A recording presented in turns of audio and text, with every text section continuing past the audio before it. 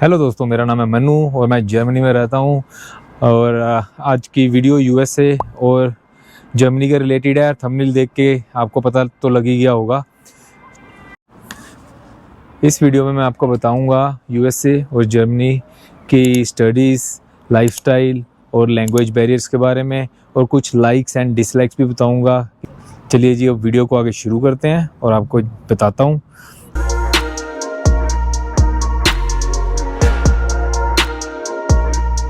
अभी शुरू करते हैं पहले यूएसए से।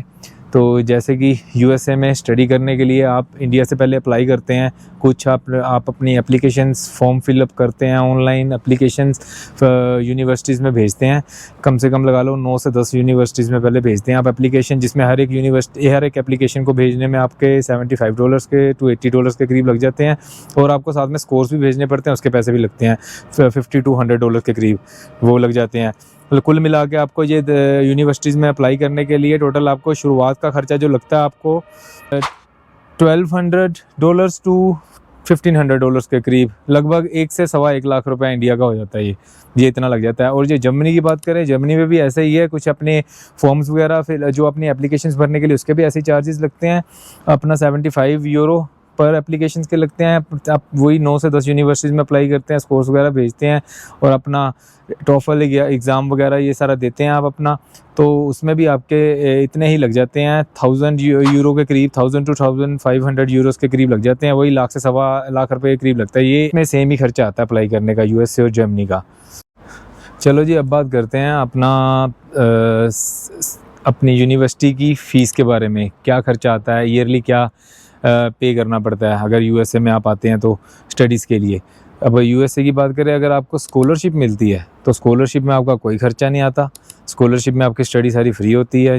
बस आपका जो अप्लाई करने के चार्जेस, जैसे कि मैंने अभी बताया था, 1 लाख रुपए तक वो लगता है। उसके बाद आपका कोई खर्चा नहीं आता स्कॉलरशिप में। और स्कॉलरशिप भी बहुत ही कम स्टूडेंट्स को मिलती है।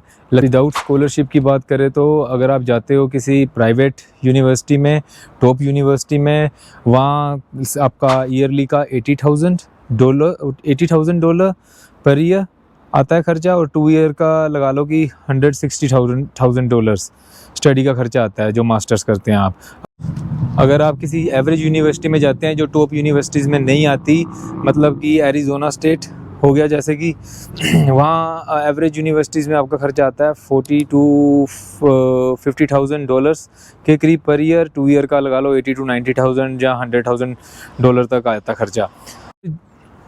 अगर जर्मनी की बात करें स्टडीज़ की, जर्मनी की स्टडीज़ थाउजेंड्स में ही हो जाती है, नॉट इन लैक्स। ये लैक्स वाला नंबर तो आप उड़ा ही दो यहाँ से, ठीक है ना।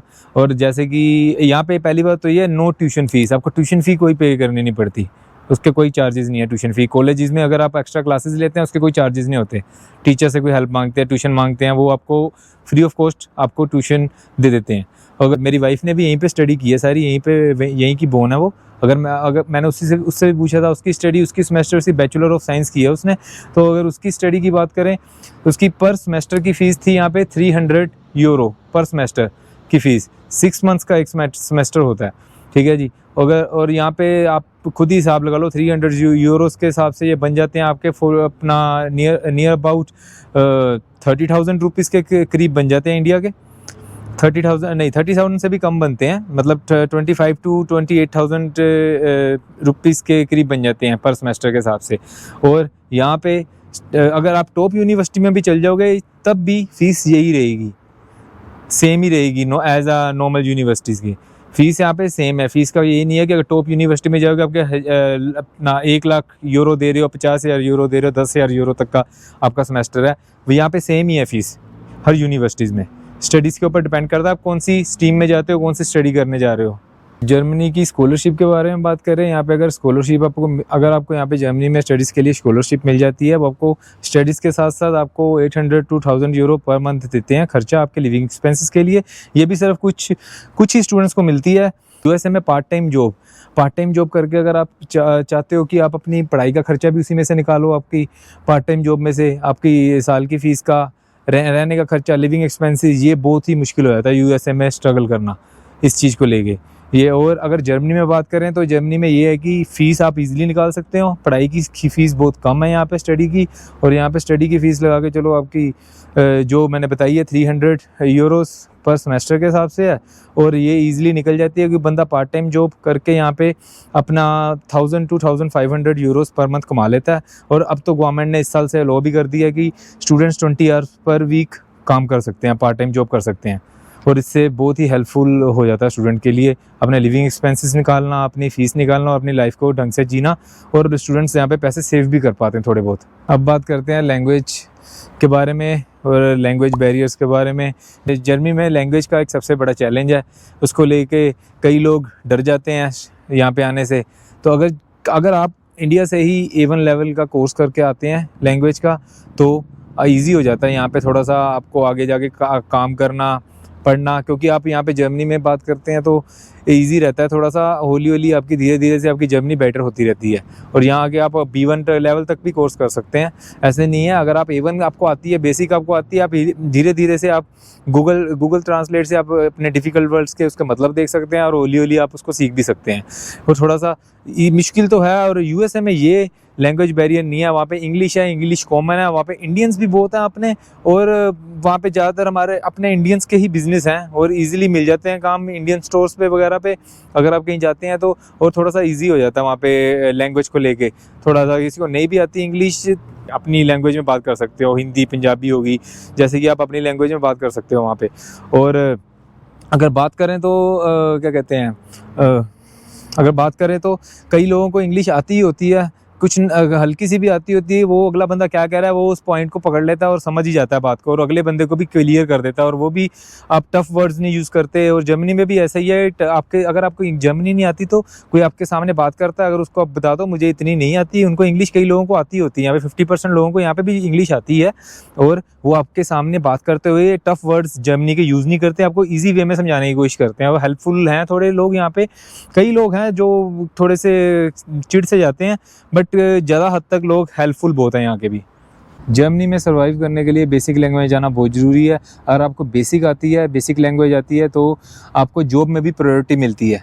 मुझे ही ले लो, जब मैं जर्मनी आया था तो मैं जर्मन A1 लेवल का कोर्स करके आया था इंडिया से, और मैं यहाँ पे आके अपना B1 लेवल तक कोर्स किया कंप्लीट। फिर उसके बाद मैं कंपनी में किसी अप्लाई किया तो मेरे को काम मिल गया था, क्योंकि उन्होंने देख लिया मुझे जर्मन लैंग्वेज आती है, और बस इससे बहुत हेल्पफुल हो जाती है। तो स्टार्टिंग में आपकी सैलरी इतनी अच्छी नहीं होती, बट धीरे धीरे से अब जाके सैलरी बहुत अच्छी हो गई है, और हौली हौली बढ़ने के और चांसेस भी है। और मैं डे बाय डे कुछ ना कुछ लर्न सीखता ही रहता हूँ काम पे भी, और ईमेल्स में भी लिखते हैं, पढ़ते हैं, तो हमें कुछ नया नया सीखने को मिलता है। कुछ लैंग्वेज की हमारी और इम्प्रूव होती रहती है हमारी जर्मन लैंग्वेज। और वहाँ पे जो लोग आपसे जर्मन में बात करते हैं तो हमें तब और समझ आता है, हमें भी जवाब जर्मन में देना पड़ता है, तो हमें फिर वो अपने आप ही जर्मन बोलनी पड़ती है, और वो आपको बहुत बेटर करती है, आपकी जर्मन लैंग्वेज आपके स्किल्स बहुत बेटर कर देती है बोलने के, और इसी से बहुत हेल्पफुल रहती है यहाँ पे काम पे। और यहाँ पे काम पे भी सब लोगों को इंग्लिश ज़्यादातर आती है, 80% लोगों को इंग्लिश आती है जहाँ पे मैं काम करता हूँ। वहाँ पे ऑफिस में, वेयर हाउस में सारे ज़्यादातर लोगों को इंग्लिश आती है। कई लोग आते हैं, कई दूसरी कंट्री से आए हैं, कईयों को नहीं भी आती, बट जर्मन तो आती ही आती है यहाँ पे, बेसिक तो आती ही आती है जो काम कर रहा है। मेरा तो मानना है, अगर आपको एक बार ही समझना है कोई बंदा क्या कह रहा है आपको, आप उसको दोबारा बोल सकते हो। जैसे कहते हैं हम नो खाइन मल बीटे, मतलब इसको चीज़ को दोबारा रिपीट कर दीजिए, फिर वो उनको इस बात का गुस्सा नहीं चढ़ता। अगर आप उसको कह दोगे आपको समझ आ गई, हाँ हाँ कर दोगे, बाद में वो आपसे पूछेगा कुछ, वो आपको समझ नहीं आएगी, तो बंदा खिंच जाता है। बेटर रहेगा कि आप कम्युनिकेशन जो होती है वो उसको ढंग से करो और उसको समझने की कोशिश करो। बंदा आपको 2-3 बार रिपीट कर देता है, ऐसा नहीं कहता कि नहीं करूँगा रिपीट, नहीं समझाऊंगा, वो आपको समझाने की कोशिश करता है। चलो जी, अब बात करते हैं सैलरीज़ के बारे में। USA की सैलरीज़ जर्मनी की सैलरीज से बहुत ही ज़्यादा हैं बात करें तो, बट अपनी सैलरीज, अपने जर्मनी की सैलरीज कम होने के कुछ बेनिफिट्स भी हैं, वो मैं आपको अभी आगे और बताऊंगा। चलो, जब USA की सैलरीज़ की बारे में बात करते हैं, अगर आप USA में पर ईयर सैलरीज अगर आपने हायर स्टडीज़ की है तो आपका स्टार्टिंग पैकेज जो होता है 70 to 75,000 डॉलर पर ईयर के हिसाब से होता है स्टार्टिंग पैकेज। और वो बढ़ता और हाई पैकेज जो होता है जो आपकी सैलरी का, वो 100 to 120,000 डॉलर तक का होता है पर ईयर।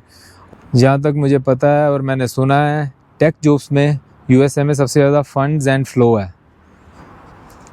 अगर जर्मनी की स्टार्टिंग सैलरी की पैकेज की बात करें तो वो 35,000 टू 40,000 यूरोस पर ईयर है।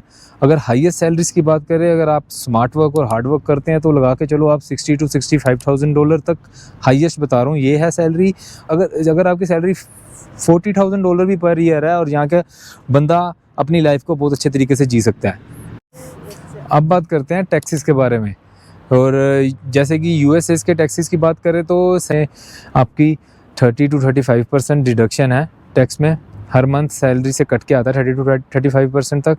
और उसमें आपका हर सिटी में टैक्स अलग होता है, और जिसमें आपका पेंशन, सोशल सिक्योरिटी और अनएम्प्लॉयमेंट बेनिफिट्स होते हैं। अब जहाँ तक मुझे पता है यहाँ पे जो यूएसए में अनएम्प्लॉयमेंट बेनिफिट्स इतने स्ट्रॉन्ग नहीं है जर्मनी के मुकाबले, और जर्मनी हेल्प करती है बहुत हद तक हेल्प करती है अनएम्प्लॉयमेंट हो तो आप, और यूएसए में नहीं है ऐसा जहाँ तक मुझे पता है और मैंने सुना है। तो अब बात करते हैं जर्मनी टैक्सेस के बारे में।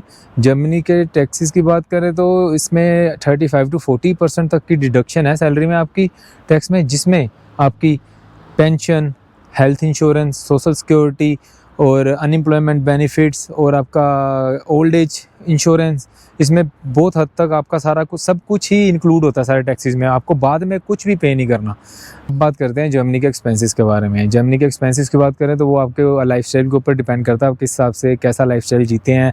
लग्जरी लाइफस्टाइल जीते हैं आप, नॉर्मल लाइफस्टाइल जी रहे हो, बंदे को अगर आप कितना बचा पाते हो। अगर नॉर्मल लाइफस्टाइल जी रहे हो तो सिंगल बंदा भी अगर जॉब कर रहा है, कमा रहा है, अपने खर्चे वगैरह रेंट वगैरह निकाल के सारे कम से कम 30 टू 40% तक बचा लेता है। वो आपके लाइफस्टाइल पे डिपेंड करता है। कई लोग जितना कुछ भी नहीं बचा पाते क्योंकि उनका लाइफस्टाइल ही बहुत तरीके का होता है, पार्टीज पे जा रहे हैं, कहीं उड़ा रहे हैं पैसे, कुछ भी कर रहे हैं, ठीक है जी, ऐसे कई लोग बचा नहीं पाते। अगर आप हस्बैंड वाइफ काम कर रहे हो तो आप लगा के चलो आप ढंग से अपनी लाइफस्टाइल को जी रहे हैं, अपना सब कुछ निकाल रहे हैं, तो 50% तक आप जर्मनी में भी सेव कर लेते हो अपना।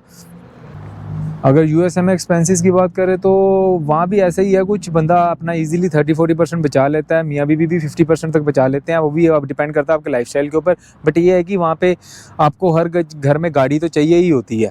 वहाँ पे एक चीज़ मैंने देखी है, वहाँ पे कोई अपना पब्लिक ट्रांसपोर्ट का नहीं है। बड़ी सिटीज़ में तो बसेस वगैरह चलो मिल जाती हैं, बसेस तो मैंने देखी ही नहीं है वहाँ पे, पता नहीं अब तक।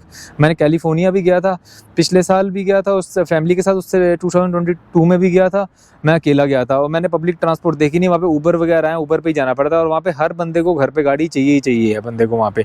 और जर्मनी में ऐसा नहीं है, जर्मनी में आपके पब्लिक ट्रांसपोर्ट बहुत है। हर 15 मिनट में तो छोटी से छोटी सिटी में भी बस आती है, हर 15 मिनट में आपको बस मिल ही जाती है। वहाँ पे कहीं भी आपने जाना हो आप इजीली जा सकते हो। बड़ी सिटीज़ में बसेस तो चलती हैं, साथ में आपकी जो स्ट्रासनबाहन कह देते हैं उसको, स्ट्रीट पे जो ट्रेनें चलती हैं वो तो है ही, वो हर 10 मिनट में 15 मिनट में सारी आती हैं।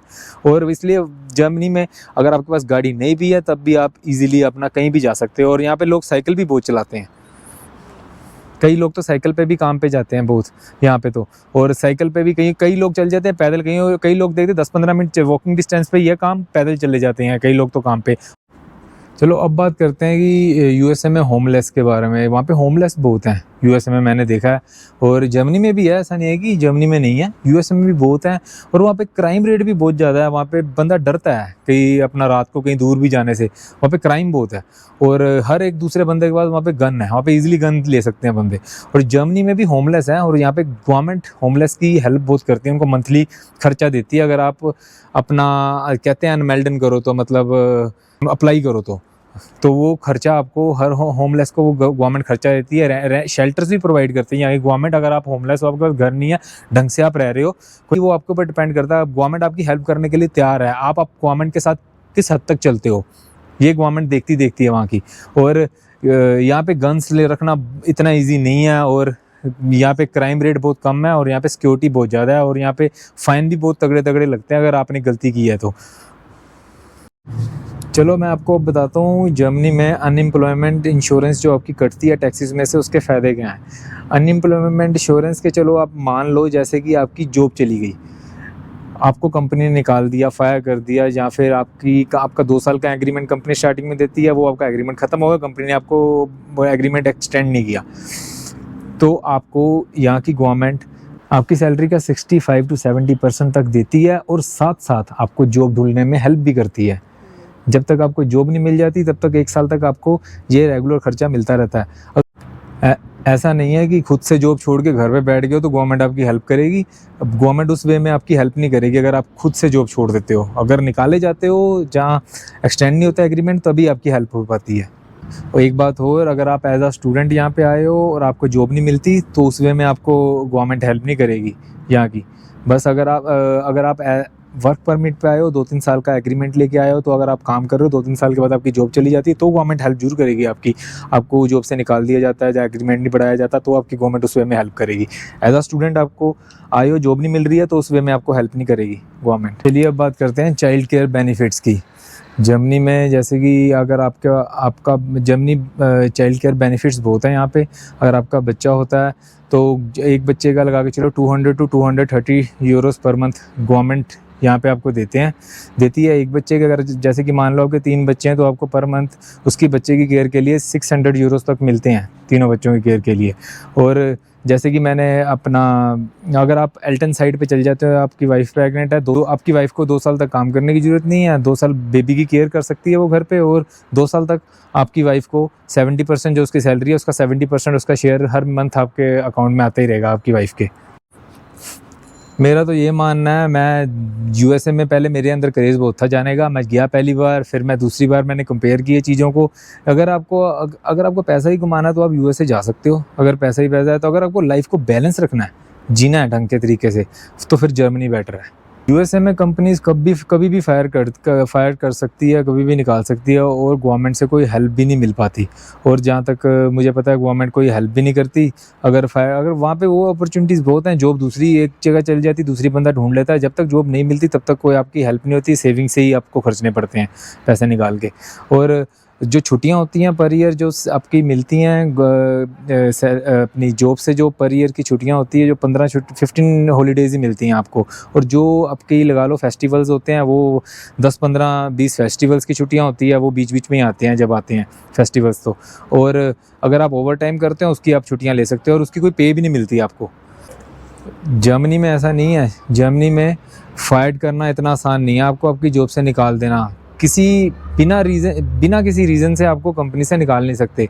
अगर कोई स्ट्रॉन्ग रीज़न है तभी ये कोई कंपनी वाले एक्शन ले सकते हैं आपको निकालने के लिए। जहाँ आपने कोई गलती कर दी बहुत बड़ी तो उसकी वजह से आपको निकालेंगे। कोई छोटी मोटी गलती होगी उसकी वार्निंग आपको दे देंगे, आपको समझा देंगे, बट बहुत ही बड़ी गलती होगी तो ही निकालेंगे। वैसे अगर आप पक्के हो जॉब पे तो यहाँ पे निकालना बहुत ही मुश्किल है एम्प्लॉय को। अगर हॉलीडेज़ की बात करें तो 26 to 30 हॉलीडेज़ पर ईयर मिलते हैं आपको।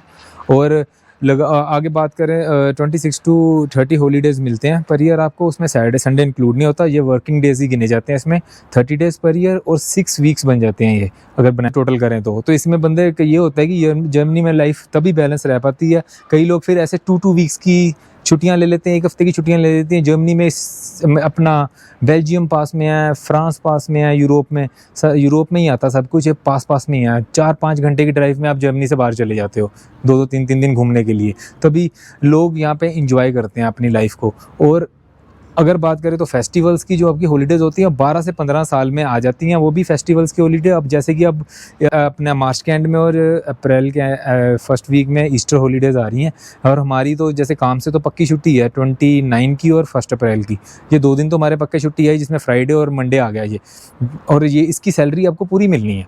और ऐसा नहीं है कि हॉलीडेज़ पे हो तो आपको सैलरी नहीं मिलेगी, सैलरी आपको फुल पे मिलेगा जो आप मंथली अर्न कर रहे हो। आप हॉलीडेज़ पे भी हो तब भी आपको टेंशन लेने की ज़रूरत नहीं है। सैलरी आपके जो टाइम पे आती है मंथ के एंड में, लास्ट वीक में, तो आपके अकाउंट में आ ही जाएगी वो। यहाँ पे अगर आप सोचो कि आपने ओवर टाइम किया तो वो आपके पैसे मर जाते हैं, आपके वो पैसे मरते नहीं हैं। आप उसकी छुट्टियाँ ले सकते हो। जैसे कि आपके पास 40-40 घंटे पड़े हैं आपके अकाउंट में, तो आपको पता है कि 1 हफ्ते के बनते हैं, तो मैं 1 हफ्ता छुट्टियाँ ले सकता हूँ, कहीं घूमने जा सकते हो, आप उसको एंजॉय कर सकते हो। और कई कंपनी पैसे नहीं भी देती, कई आपके घंटे आपके ऐड होते रहते हैं आपके अकाउंट में, बट साल के एंड तक वो आपको लेने पड़ते हैं छुट्टियां। और वो घंटे साल के एंड तक, 1 साल जैसे जनवरी से दिसंबर तक एंड तक आपको लेने पड़ते हैं। और वो एक्सटेंड हो गए ज़्यादा से ज़्यादा अगले साल के मार्च तक जाते हैं, लास्ट एंड मार्च तक। उससे पहले आपको सब कुछ ख़त्म करना पड़ता है पुराना, जो छुट्टियां और ओवर घंटे होते हैं। और ज़्यादातर लोग ले ही लेते हैं, बीच बीच में लेते रहते हैं, हम भी ऐसे ही लेते रहते हैं छुट्टियाँ। अगर इंडिया जाना है तो 4 वीक्स की छुट्टियाँ ले लेते हैं, 1 महीना हम इंजॉय करके आ जाते हैं। तो ऐसे ही बेनिफिट्स हैं यहाँ पे ओवर टाइम्स के, आपके ओवर टाइम के पैसे मरते नहीं हैं। चलो जी, अब मैं आपको बताता हूँ जर्मनी में हेल्थ इंश्योरेंस के फ़ायदे क्या हैं। अगर आप मान लो कि 1 हफ़्ते के लिए बीमार हो गए हो, सिक लीव पे चले गए हो, आप डॉक्टर के पास जाओ, डॉक्टर आपको ऑनलाइन एक आपको मेडिकल लीव दे देता है, वो कंपनी आपकी ऑटोमेटिकली पहुँच जाती है। 1 कॉपी आपके पास आती है, 1 कॉपी आपकी इंश्योरेंस को भेज देता है डॉक्टर, 1 कॉपी आपकी होती है और 1 कॉपी कंपनी को ऑटोमेटिकली ये जो आपकी इंश्योरेंस होती है, हेल्थ इंश्योरेंस, वो भेज देती है। और 1 हफ़्ते काम पे नहीं हो, घर बैठो अपना आराम, 1 हफ़्ते के लिए बीमार हो तो घर पे आपको रिकवर के लिए 1 हफ़्ता का आपको मेडिकल दे सकते हो कंपनी में, और उसकी भी सैलरी आपको पूरी मिलेगी। और ऐसा नहीं है कि 1 हफ़्ता बीमार हो उसके बाद आपको कंपनी जाना ही पड़ेगा। यहाँ पे अगर आप ज़्यादा बीमार हो 6 वीक तक आप नॉन स्टॉप क्रंक ले सकते हो। 6 वीक तक ये कंपनी आपको फुल पेमेंट देगी आपकी सैलरी, और 6 वीक के बाद उसके बाद आपकी मंथली सैलरी जो होती है वो देती है हेल्थ इंश्योरेंस, वो देती है 70% तक, 65 टू 70% पर मंथ। आप ज़्यादा ही बीमार हो, आपको बहुत ही हेल्थ रिलेटेड इशू है, बहुत ही ज़्यादा इशू है, तो ये गवर्नमेंट जब तक आप प्रॉपर ठीक नहीं होते एंड तक, तो आपको गवर्नमेंट देती रहती है। जब आप ठीक हो गए, कंपनी ने आपको निकालना नहीं है, आप वापस अपनी जॉब ज्वाइन भी कर सकते हो। ऐसा नहीं है कि सिक लीव पे हो आप 2-3 हफ्ते की, 1 हफ्ते की, तो आप कहीं सिटी से बाहर घूमने जा रहे हो, कंट्री आउट कर ली, कहीं घूमने चले गए हो, ऐसा बिल्कुल नहीं कर सकते। वो आपको अपनी सिटी में ही रहना पड़ेगा और यहीं पे रह सकते हो। ये नहीं है कि आपको घर पे ही बंद के बैठना है। अगर बीमार हो तो चलो घर पे बंदा बैठेगा, बाहर आप थोड़ा सा अपना शॉपिंग वगैरह करने जा सकते हो, ग्रोसरी वगैरह शॉपिंग अपनी जो नॉर्मल लाइफ के लिए चाहिए होता है, आप जा सकते हो बाहर, बस आपको सिटी से बाहर नहीं जाना सिक लीव पे हो तो। और आगे मैं अगर बात बताऊं, अगर आप सिक हो तो आपकी हेल्थ इंश्योरेंस है, तो आपका बस अपना कार्ड स्कैन कराना होता है, अपना इंश्योरेंस वाले आपका कार्ड स्कैन करते हैं हॉस्पिटल में या डॉक्टर, तो उसके बाद जो भी खर्चा है आपका हज़ारों में आए, लाखों में आए, करोड़ों में आए, ये आपको 1 रुपया नहीं देना। ये हेल्थ इंश्योरेंस की प्रॉब्लम है, उन्होंने पैसे देने हैं सारे, और आपका इलाज बिल्कुल भी नहीं रुकता बीच में और कंटिन्यू चलता रहता है। अगर अब बात करूँ यूएसए की हेल्थ इंश्योरेंस के बारे में, तो यूएसए में जहाँ तक मैंने सुना है वहाँ पे हेल्थ इंश्योरेंस तो होती है। वहाँ पे ये नहीं है, हेल्थ इंश्योरेंस होने के बाद भी अगर आपको अपॉइंटमेंट भी चाहिए, कोई इमरजेंसी अपॉइंटमेंट चाहिए, उसके लिए भी एक्स्ट्रा चार्जेस देने पड़ सकते हैं। और डॉक्टर के लिए आप रेगुलर चेकअप के लिए भी जाते हैं, तब भी आपको चार्जेस लग जाते हैं आपके कुछ ना कुछ। अगर हॉस्पिटल में आपका बहुत ही तगड़ा बिल आ गया है, ये नहीं है कि आपको सारा ही इंश्योरेंस नहीं देना, आपको कुछ परसेंट इंश्योरेंस देती है, बाकी एंड तक जाकर लाखों का बिल भी आ गया तो जैसे कि लगा लो, आपका एक एग्जाम्पल दे देता हूँ, आपका $10,000 बिल आ गया, तो इंश्योरेंस ने आपका दे दिया $4,000 बिल, $6,000 आपको देना पड़ता है। और वहाँ पे यहाँ पे अगर जर्मनी में ऐसा है कि अगर आप प्रेग्नेंट भी, आपकी वाइफ, प्रेगनेंसी का भी खर्चा गवर्नमेंट ने आपका जीरो है, वो भी आपकी हेल्थ इंश्योरेंस ने कहा है सारा। घर से, एम्बुलेंस से लेके हॉस्पिटल के एंड तक का बिल, जब आप डिस्चार्ज होते तब तक का बिल आपका सारा इंश्योरेंस ने पे करना, आपको कोई टेंशन नहीं लेनी। यहाँ पे जर्मनी में लोग टेंशन नहीं लेते कि अब मैं बीमार हूँ, अब मेरा कितना बिल आ जाएगा। ये अब बात करते हैं सिटीजनशिप की।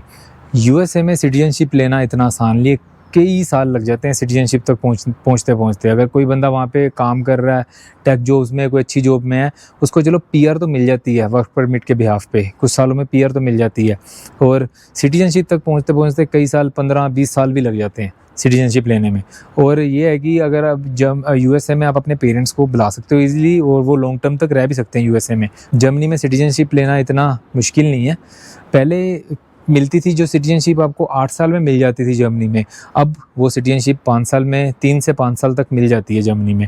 अगर आप काम कर रहे हो, अगर आपके पास ब्लू कार्ड है तो पहले पीआर मिल जाएगी, पीआर के बिहाफ पे आपको सिटीजनशिप मिल जाती है फिर जल्दी से। और अगर आपके पास पीआर और ब्लू कार्ड है, अगर आपके पास ब्लू कार्ड और पीआर भी है, तो भी आप अपने पेरेंट्स को यहाँ पे जर्मनी बुला सकते हो और लॉन्ग टर्म तक रख सकते हो, जो कि पहले अलाउ नहीं था। अब इस साल से वो अलाउ हो चुका है, वो पास हो चुका है ये नया रूल कि आप अपने पेरेंट्स को यहाँ पे बुला के लॉन्ग टर्म तक अपने पास रख सकते हो जर्मनी में। मैं एक और बात बताता हूँ आपको लाइसेंस के बारे में। जर्मनी का अगर लाइसेंस आपने लेना हो तो आपका खर्चा हो जाता है एक्सचेंज कराने के बाद भी। अगर आप इंडिया का लाइसेंस देके भी आप नया लाइसेंस बनवाते हो तो उसके बाद भी आपका 2 से 2,000 यूरो तक का खर्चा लग जाता है। अगर आपने बिल्कुल नया ही लाइसेंस बनाना है तब भी आपका 3,000 यूरो तक लग जाते हैं। और अमेरिका में ऐसा नहीं है, अमेरिका में तो $300 में लाइसेंस मिल जाता है आपको नया भी बनवाना हो तो। यहाँ पे थोड़ा सा हो जाता है कि यहाँ पे लाइसेंस में वहाँ पे क्वेश्चंस भी इतने नहीं होते जो आपको याद करने होते हैं, लर्न करने होते हैं। यहाँ पे कम से कम 1100 से 1200 तो क्वेश्चन ही होते हैं लर्न करने, जिसमें से एग्जाम में 30 क्वेश्चन आते हैं। मेरे भी अपना लगाओ, मैंने एक्सचेंज करवाया था तो मेरे थोड़ी सी कम ड्राइविंग क्लासेस लगी थी, तो मेरे भी कम से कम 2,000 यूरो तक लग गए थे लाइसेंस बनाने में। ये थे जी वो एडवांटेजेस एंड डिसएडवांटेजेस जो मैंने आपको इस वीडियो में बताए हैं यूएसए और जर्मनी को लेके। और चलिए जी इसी के साथ वीडियो को ख़त्म करते हैं। और अगर कोई पॉइंट अगर आपको लगे कि मैं उस पॉइंट पे ठीक नहीं हूँ, आप कमेंट सेक्शन में मुझे बता सकते हैं। ऐसा नहीं है कि ऐसा है, ठीक है जी। तो मुझे भी उस बात का पता लग जाएगा। जहाँ तक मुझे पता था वो मैंने सारे लॉस के बारे में आपको, सारे एडवांटेजेस डिसएडवांटेजेस के बारे में बताया है इस वीडियो में। और वीडियो अच्छी लगे तो लाइक, सब्सक्राइब और शेयर जरूर कीजिएगा। और जल्दी मिलेंगे एक और नई अच्छी वीडियो में। तब तक के लिए बाय बाय, टेक केयर।